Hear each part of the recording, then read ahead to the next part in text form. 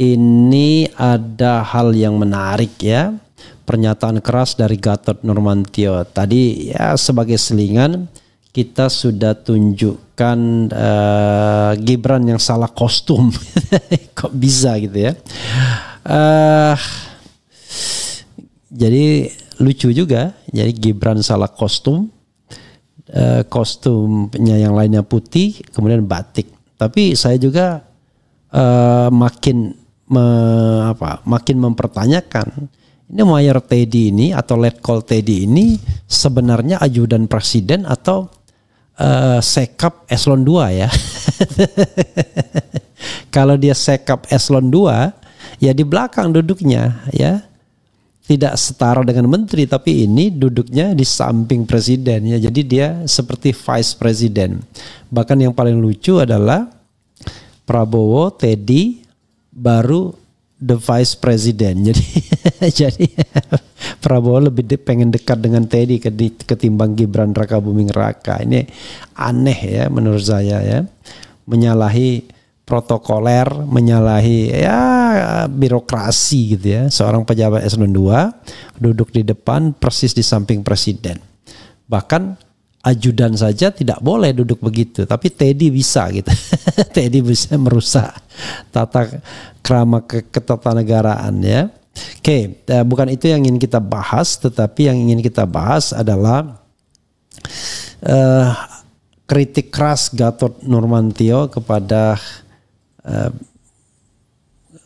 Jokowi. Coba kita bacakan ya. Situasi genting, Jenderal Gatot Nurmantio ucapkan selamat kepada Jokowi telah berhasil merusak negara dan bangsa. Jakarta1.com. Oke, coba kita bacakan ya. Jakarta1.com menyikapi kondisi 25 Agustus sampai dengan terakhir, Koalisi Aksi Menyelamatkan Indonesia dalam kurung kami tidak diam-diam saja, tapi seperti biasa kami belanja makalah dan diskusi. Hal itu disampaikan dalam diskusi di kantor kami Jakarta Jumat lalu ya. Deklarator kami Jenderal Purnawirawan Gatot Nurmantio menyampaikan kondisi ekonomi kita sedang terpuruk. Dengan kejadian aksi 25 Agustus kemarin, rakyat marah akan menyusul krisis moneter kalau kita tidak hati-hati. Kita sudah masuk finansial karena memang penerimaan negara 8,5% dari PDB. Nanti nggak jelas maksudnya apa ini. Aksi ini murni dari dalam negeri karena itu hanya kemarahan publik yang rentetannya sudah panjang, kata deklarator kami Jenderal Purnawirawan Gatot Nurmantio. Jadi saudara sekalian, saya mendapatkan pesan WA yang analitis sekali, mengatakan siapa yang untung, siapa yang buntung dalam demo kemarin. Nanti saya bacakan, tetapi masih belum jelas sumbernya dari mana. Saya sedang minta klarifikasi dari orang yang menyampaikan kepada saya dari mana ini sumbernya. Oke, nanti kita akan bacakan juga. Dan sejak tanggal 18 Agustus di Jogja, kami sudah menceritakan ini semuanya, bahwa di mana-mana dilakukan kemarahan-kemarahan publik dibuat oleh kabinet terima kasih yang intinya pembusukan terhadap presiden seolah kebijakan semua oleh presiden, sambungnya. Jadi kabinet terima kasih ini adalah kabinet yang berisi orang-orang yang diangkat karena terima kasih Prabowo terhadap Jokowi ya. Gatot Nurmantio menolak untuk mengatakan geng Solo karena dia sendiri orang Solo katanya. Tapi pada saya bercanda ya, beda geng Solo sama orang Solo itu adalah kalau geng Solo itu hanya sekitar jalan Kutai Raya saja ya. Tapi kalau orang Solo ya se-Solo Raya. Jadi ya kita harus bedakan antara geng sama orang ya. Dan kemarin itu hanya puncaknya saja ucapnya. Gatot sebutkan Sri Mulyani lakukan pemangkasan anggaran dana daerah selama 10 tahun. Jadi sahabat sekalian, dicantumkan lagi ininya ya, yang viral itu ya, yang sudah ditonton 2 juta orang itu ya. Itu yang saya katakan bahwa apa yang dilakukan oleh Menteri Keuangan dengan pemangkasan dana daerah sampai 24% dan selama 10 tahun paling rendah, ini akan menyebabkan bom waktu, muncullah Pati dan lain sebagainya, ungkapnya. Jadi bukan salah pemerintah daerah sebenarnya, tapi ini memang ya gimana pemerintah daerah untuk bayar gaji nggak bisa imbuhnya ya. Muncullah Pati itu masalah di Pati ya. Yang dia punya cuma menaikkan pajak PBB retribusi ucapnya. Gatot Nurmantio kemarahan karena generasinya tinggal hingga cepat bisa berakar. Nggak jelas ini, kok bisa ya. Kemudian kenapa marah? Karena generasi, oke. Karena Gini rasio maksudnya sangat tinggi, jadi itu mudah terbakar. Di Indonesia kan 3,8 tapi Jakarta 4 loh. Itu Gini rasionya tinggi, jadi mudah terbakar kata dia. Jadi Gini rasio itu kesenjangan ya. Dikemukakannya berdemokrasi diharapkan lebih baik, namun apa yang terjadi sebaliknya karena kita melaksanakan kebijakan neoliberalisme selama 20 tahun. Mungkin waktu itu kamu membuat undang-undang yang neoliberalisme ya kan atau tidak? Saya suntik dana sehingga tambah krisis berkelanjutan, bisa jadi juga seperti itu katanya. Kemudian yang menyedihkan lagi bahwa perbankan itu kredit 85% itu untuk pengusaha besar. UMKM cuma sekitar 15%. Ini yang membuat terjadi ketimpangan. Lalu yang membuat ekonomi tidak jalan lagi karena bank harus membeli surat utang ke negara. Seharusnya bank ini untuk pebisnis sehingga ekonomi tidak jalan. Dan yang lebih menyakitkan lagi, dari 10% orang terkaya menguasai 49% kekayaan yang ada, sisanya untuk rakyat kita. Jadi kita lebih neoliberalisme dari Amerika yang hanya 47% tandasnya. Lantas Gatot Nurmantio menuturkan, bayangkan negara kita yang hebat sehingga ekonomi kita seperti ini. Apalagi kalau kita bicara soal tanah, PSN dan lain-lain, lebih sangat-sangat menyakitkan lagi. Saya pesimis bisa swasembada pangan soal tani karena petani kita kebanyakan jadi buruh tani. Kalaupun bukan buruh tani, dia punya setengah hektar. Padahal logika berpikirnya untuk bisa bertani, petani butuh hidup minimal 2 hektar katanya. Gatot Nurmantio singgung soal pupuk beredar di luar petani. Lalu soal pupuk, petani diberi pupuk oleh pemerintah tetapi pemerintah membiarkan pupuk itu beredar, maka pertanian dan perkebunan hanya bersebelahan dan perkebunan lebih kuat, ujarnya. Maka subsidi tani ini diambil oleh perkebunan. Ini yang harusnya dari sejak awal menyelamatkan petani dan lain-lain imbuhnya. Amuk masa kambing hitam. Memasuki ke amuk masa pantas karena keluarkan kebijakan represif, ujar Gatot Nurmantio. Semuanya terjadi kontradiktif antara kehidupan masyarakat yang sulit lalu ada elit pamerkan hidup bermewah-mewah, sambungnya. Maka saya dalam kesempatan ini ingin menyampaikan selamat kepada Bapak Jokowi yang bisa merusak negeri sangat luar biasa, jelasnya tegas. Luar biasa ya. Jadi diulangi lagi, maka saya dalam kesempatan ini ingin menyampaikan selamat kepada Bapak Jokowi yang bisa merusak negeri sangat luar biasa, jelasnya tegas ya. Dan kalau seandainya Prabowo kemudian tidak bisa juga memperbaiki negara atau tidak lebih baik ya, maka kemudian orang akan beralih kritiknya kepada Prabowo karena sudah diberikan kesempatan untuk memperbaiki ya. Oke, sobat RH sekalian, ini ya yang sedang saya tunggu klarifikasinya, tapi saya spill sedikit ya. Jadi ini disampaikan oleh seorang teman, di forward ke saya ya, seorang tokoh ya.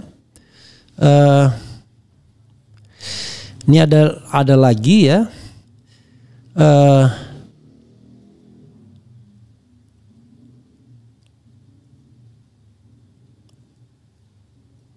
Oke. Jadi ada sumber datanya ya, gini. Sobat sekalian, ini ada seseorang yang beredar di internet ya. Ini ada lagi, Jokowi disebut biang kerusakan bangsa, Gatot Nurmantio desak segera diadili. Ini adalah berita dari replita.com ya. Jadi menarik ini. Nanti saya sampaikan juga berita analisis mengenai dari seorang teman sesungguhnya ya. Presidium Koalisi Aksi Menyelamatkan Indonesia, kami Gatot Nurmantio ya memberikan pernyataan keras dengan menuding Presiden ke-7 Joko Widodo sebagai sumber masalah bangsa ya. melontarkan pernyataan keras dengan menuding Presiden ke-7 RI Joko Widodo sebagai sumber kerusakan bangsa. Pernyataan itu disampaikannya dalam sebuah diskusi kami yang ditayangkan melalui kanal YouTube ya, Refli Harun ya. Menurut Gatot, akumulasi kerusakan terlihat jelas dari gelombang aksi demonstrasi yang berlangsung pada akhir Agustus 2025 lalu. Ia menilai situasi tersebut mencerminkan kontradiksi tajam antara kesulitan hidup rakyat dengan gaya hidup para elit politik yang justru mempertontonkan kemewahan. Nah, ini lebih baik beritanya dieditnya ya. Dalam diskusi tersebut, Gatot bahkan menyampaikan sindiran pedas kepada Jokowi. Ia mengatakan selamat kepada Bapak Jokowi yang bisa merusak negeri ini sangat luar biasa. Mantan Panglima TNI itu menilai ya,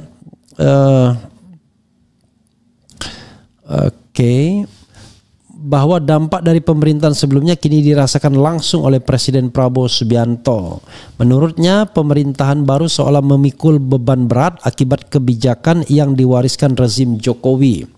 Yang dibebankan kepada Presiden Prabowo sangat berat, dirusak sedemikian rupa. Dia belum genap 1 tahun tapi sudah didemo dan sebagainya, ujar Gatot. Gatot menekankan bahwa langkah untuk mengadili Jokowi harus ditempuh demi kepastian hukum.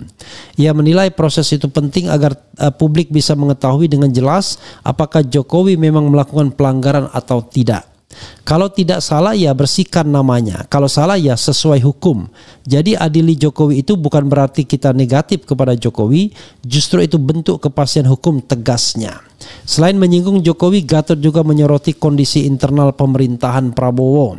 Ia meminta agar Presiden segera mengambil langkah tegas untuk membersihkan kabinet dari pihak-pihak yang dianggap masih membawa pengaruh dari rezim sebelumnya. Menurut Gatot, keberadaan orang-orang yang masih berafiliasi dengan kelompok Jokowi berpotensi memicu kekacauan dalam pemerintahan. Intinya adalah meminta kepada Presiden segera mereshuffle kabinet terima kasih, ungkap Gatot dengan nada sindiran. Jadi kabinet terima kasih itu kabinet yang terima kasih kepada Jokowi. Pernyataan kabinet terima kasih itu disebutnya sengaja diucapkan sebagai bentuk kritik tajam terhadap keberadaan figur-figur yang menurutnya tidak layak dipertahankan. Selain reshuffle kabinet, Gatot juga mendesak adanya reformasi besar di tubuh kepolisian. Ia menilai langkah itu mendesak agar institusi tersebut bisa kembali menjalankan tugas sesuai dengan prinsip profesionalitas. Gatot bahkan secara terbuka meminta Presiden Prabowo untuk segera mengganti Kapolri sebagai bagian dari agenda pembenahan menyeluruh. Ia menilai perubahan di jajaran kepolisian akan menjadi sinyal kuat bahwa pemerintahan baru benar-benar berkomitmen melakukan reformasi. Pernyataan Gatot Nurmantio ini menuai respons luas di kalangan publik yang mengikuti diskusi tersebut. Sebagian menganggapnya sebagai kritik keras yang layak menjadi perhatian serius pemerintah, sementara sebagian lain melihatnya sebagai bentuk kegelisahan dari kelompok oposisi terhadap arah kebijakan nasional saat ini. Meski demikian, Gatot menegaskan bahwa pernyataannya bukan sekadar kritik kosong. Ia menyebut bahwa segala bentuk evaluasi terhadap Jokowi maupun pemerintahan saat ini dilakukan demi menjaga agar bangsa tidak semakin terpuruk. Pernyataan tersebut sekaligus mempertegas posisi kami sebagai kelompok yang tetap kritis terhadap kebijakan penguasa. Gatot menutup dengan menegaskan bahwa apa yang ia sampaikan merupakan wujud kepedulian agar pemerintahan berjalan sesuai koridor hukum dan kepentingan rakyat. Ya, ini lebih baik ya beritanya daripada yang pertama tadi ya. Oke, sobat era sekalian, ini yang saya ingin share ke kawan-kawan semua, sobat era sekalian, yang terkait dengan analisis yang disampaikan rekan saya ya, yang menyampaikan kepada saya adalah seorang Munarman ya. Tetapi analisis ini adalah analisis yang dibuat oleh seseorang yang tidak ingin namanya disebutkan. Tetapi dia menulis hal yang menurut saya penting disampaikan. Ini luar biasa ya. Oke. Nanti kita lihat ya. Oke. Wah, ini perlu tempat khusus ya kita membahas ini. Tapi sebagai sebuah kajian ya saya kira perlu juga ini disampaikan.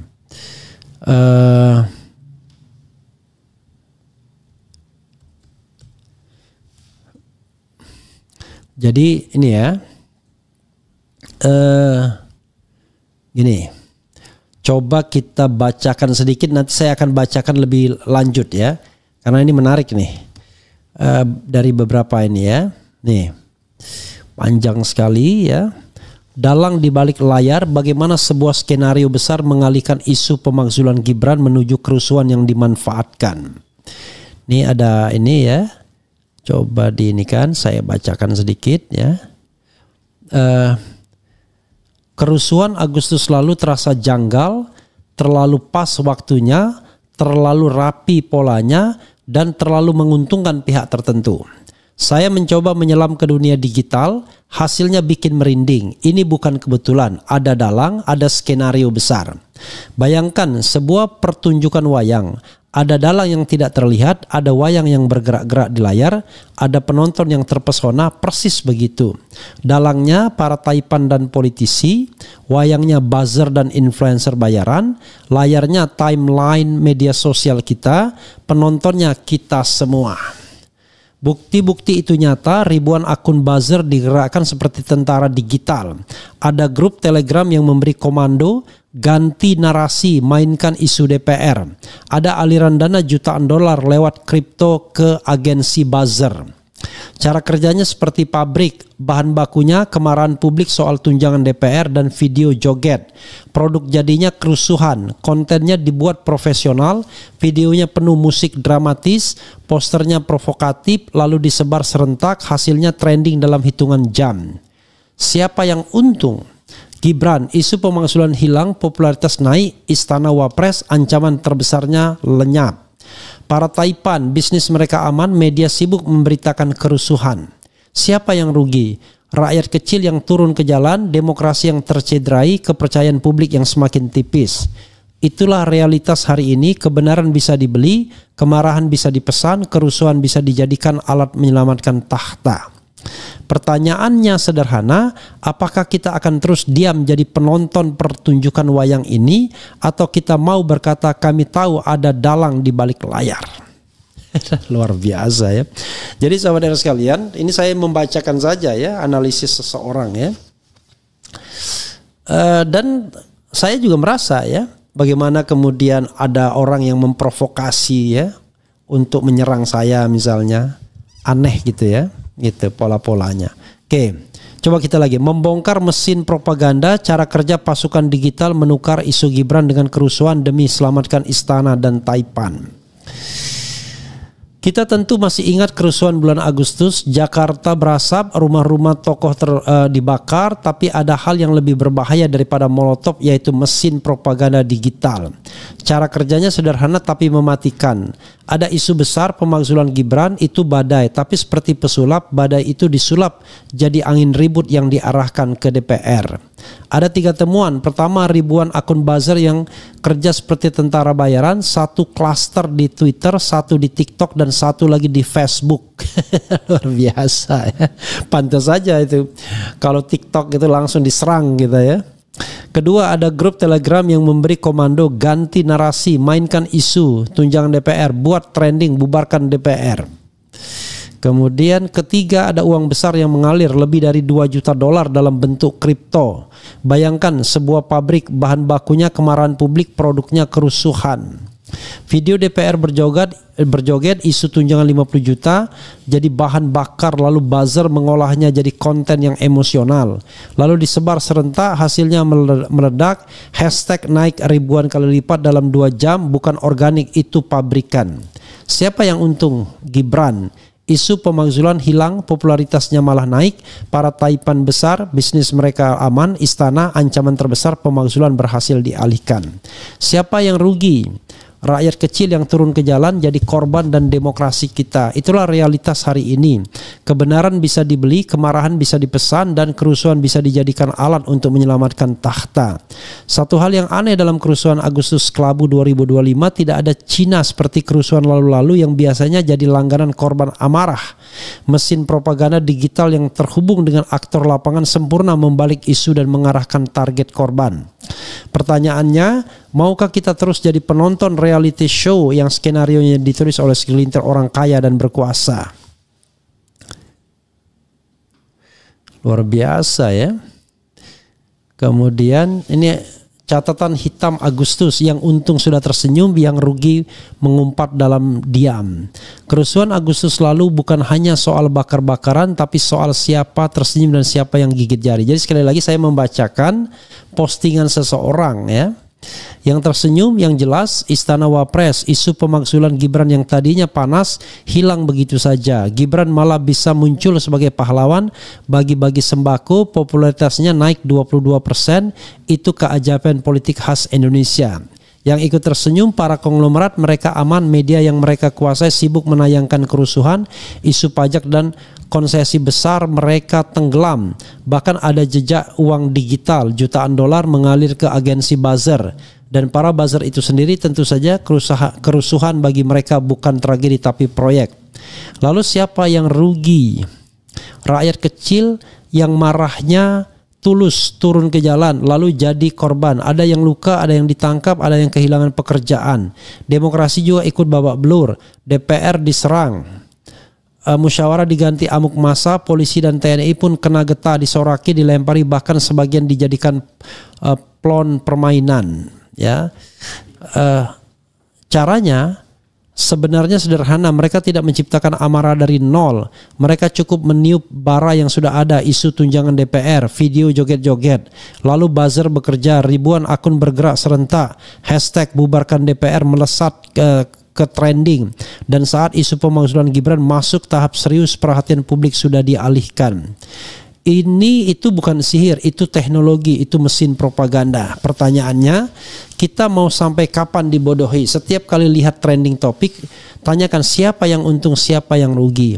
Yang untung memang sudah tersenyum, tapi sejarah mengajarkan senyum itu tidak pernah abadi. Variabel kerusuhan beberapa hari lalu. Geng Jokowi plus Taipan keturunan bangsa asing untung memang menang besar. Faksi TNI terbongkar operasinya. Faksi polisi terbongkar pola mainnya playing victim. LSM dan aktor liberal terbongkar aliran dana dan numpang isunya. Dari semua variabel yang paling dapat untung Jokowi CS, Gibran plus Bobi namanya melambung dengan bagi-bagi sembako, modal popularitas untuk elektoral ataupun kudeta konstitusional. LBP dan kerajaan bisnis Taipan keturunan bangsa asing tidak tersentuh sama sekali. Hipotesis ini menarik sekali untuk saya riset dan saya masukkan pada settingan bot GP yang masih aktif dengan jaringan dan jalur-jalur channel yang terhubung. Hasilnya bahkan aliran dana kripto dan aliran dana luar negeri juga terdeteksi. Hasil reportnya panjang, saya kopikan sebagai sebagian yang penting. Metodologi dan ruang lingkup investigasi. Tim kami melakukan deep digital forensik dengan cakupan berikut: jaringan media sosial, analisis 500.000 plus data point, Twitter, Facebook, Telegram, TikTok, menggunakan tools Matego, Gephi, dan pantas saja di YouTube kurang untuk pemetaan jaringan terkoordinir.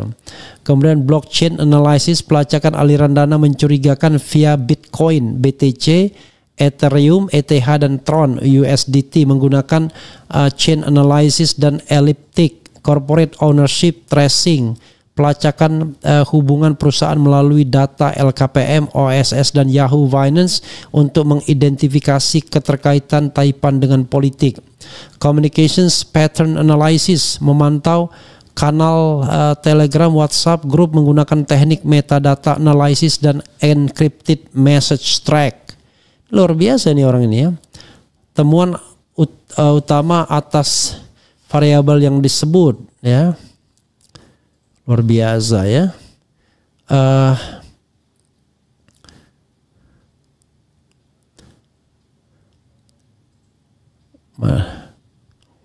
Nih, temuan utama atas variabel yang disebut: geng Jokowi plus Taipan keturunan asing. Temuan: pola amplifikasi Gibran teridentifikasi 843 akun bot yang konsisten mempromosikan narasi Gibran sebagai pahlawan rakyat via hashtag @GibranPeduli dan @bagi-bagi sembako. Akun-akun ini terhubung ke agensi buzzer yang didanai oleh PT Media Strategis Indonesia, anak usaha konglomerat pro pemerintah. Jejak Taipan transaksi cryptocurrency senilai juta US dollar USDT terdeteksi mengalir dari dompet digital terkait kelompok Lipo kelima agensi buzzer pada tanggal 26 Agustus 2025, 2 hari pasca kerusuhan. Strategic distraction, isu pemakzulan Gibran benar-benar tenggelam oleh algoritma TikTok, Instagram yang didorong konten kerusuhan lebih kurang 300% volume dibanding isu Gibran. Kemudian faksi Polri temuan playing victim strategi, akun-akun anonim yang menyebarkan narasi kami hanya menjalankan tugas dan Polri korban provokasi ternyata terafiliasi dengan divisi Humas Polri berdasarkan pola IP dan waktu posting. Digital footprint 47 akun Twitter X yang menyebarkan video kepahlawanan polisi terhubung ke PT Cyber Public Agency yang memiliki kontrak dengan kepolisian RI. Luar biasa. Kemudian LSM dan aktor liberal temuan foreign funding trail, LSM Indonesia Demokrasi Watch menerima transfer 750.000 US dollar dari National Endowment for Democracy NED AS pada Juli 2025, tetapi dana ini dialokasikan untuk program pemilu bukan kerusuhan. Kemudian infiltration pattern, 12 akun influencer liberal terdeteksi memanfaatkan hashtag bubarkan DPR untuk mendorong narasi anti rezim, namun tidak ditemukan koordinasi dengan aktor kerusuhan fisik. Sintesis bukti keunggulan strategis Jokowi CS berdasarkan temuan analisa deep search hypothesis input dapat disimpulkan political capital Gibran, popularitas Gibran melonjak lebih kurang 22% pasca aksi bagi-bagi sembako. Sumber Carta Politika. Strategi ini terencana via riset algoritma TikTok dan tim digitalnya.